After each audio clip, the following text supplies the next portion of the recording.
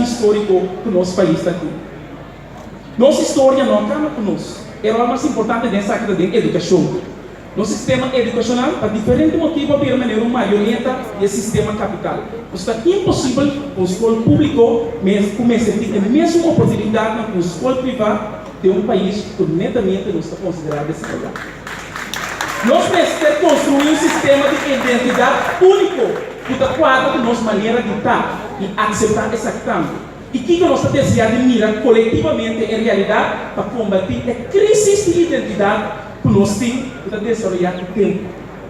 Nós precisamos escolher qual é mais primordial para nós mesmos: desenvolvimento econômico ou bem-estar social. Nós precisamos escolher esse ponto.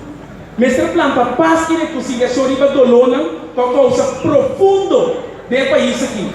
No lugar de destolerar, então queda aceitar, se involucrar no mês, então aceita é coisa da coisa que nós está afetando os consciência comum.